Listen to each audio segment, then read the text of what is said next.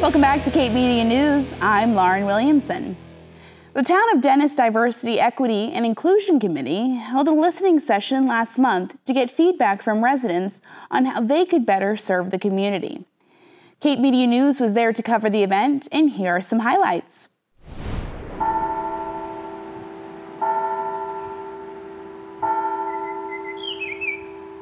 Don't be shy. I mean, this is an opportunity for us to hear what you have to say. We're going to be the eyes and ears of the community.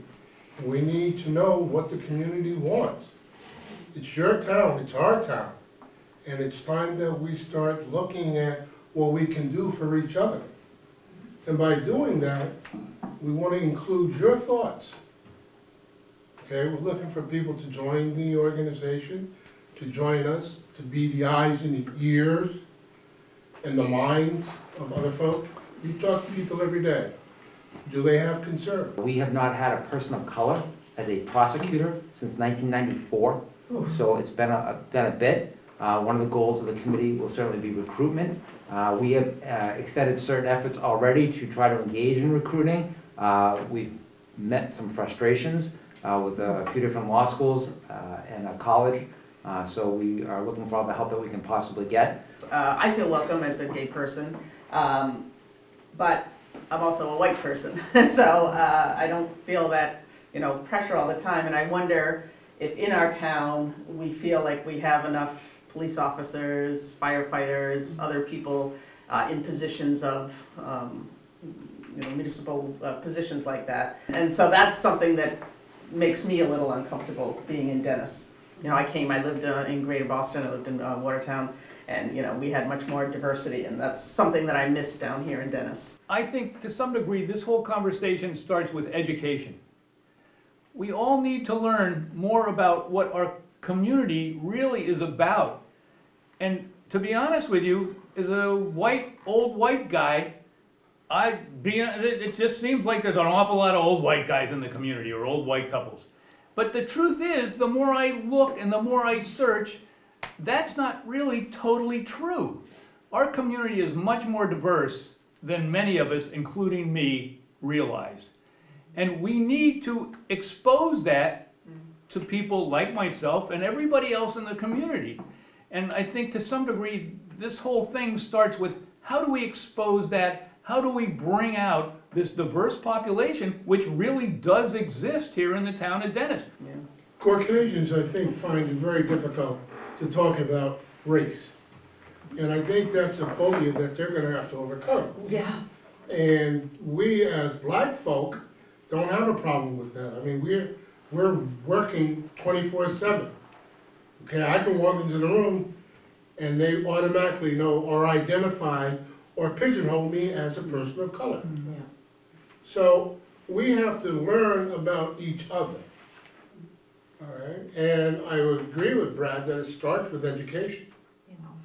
Right. I think we have to kind of take a stand, Yeah. because there are a whole bunch of people out there that want to tear everything down.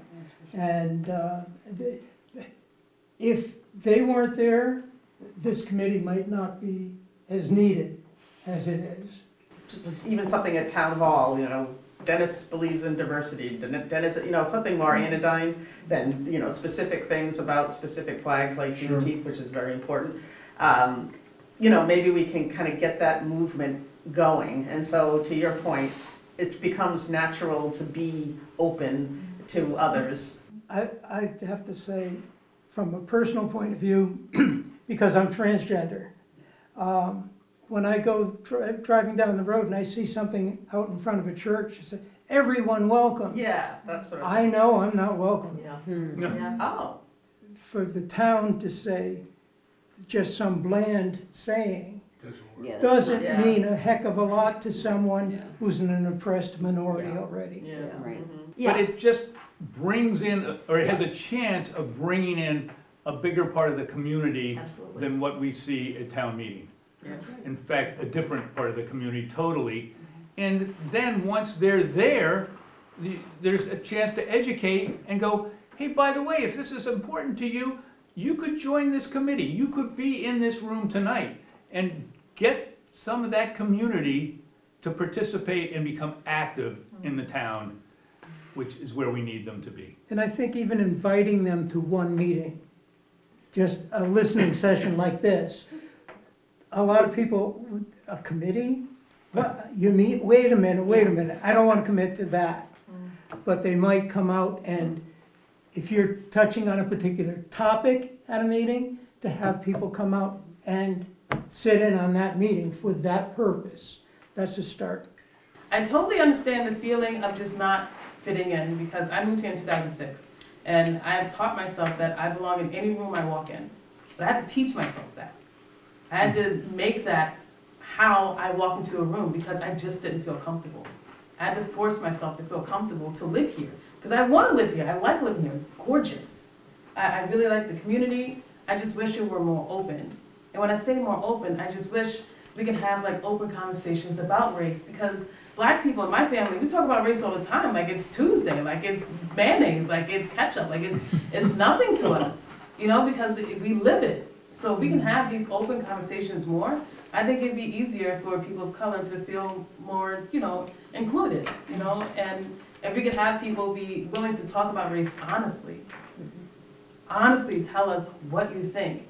And will it change? Hopefully, yes. But the only way it will is if we have these open conversations.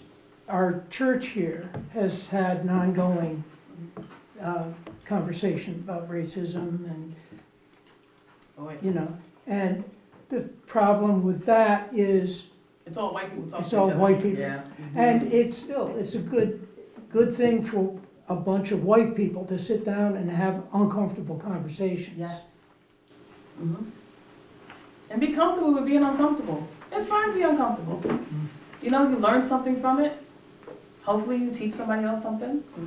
And then you move on. And you change and you make things better for the people who live here. For everybody, you know, to be more comfortable talking about race. I think this is really a part of it, because like, how do people talk about race, and why is it such a big problem? Like, what is in the very soul of it? What is the real reason? You know, is it just because we don't understand it? Is it because what is that makes us uncomfortable? What is it? Because it shouldn't be. We were talking about education before in terms of all of this. We don't have a problem so much here. I still call this kind of my Cape Cod bubble, where I'm safe. But in the rest of the country, things are terrible.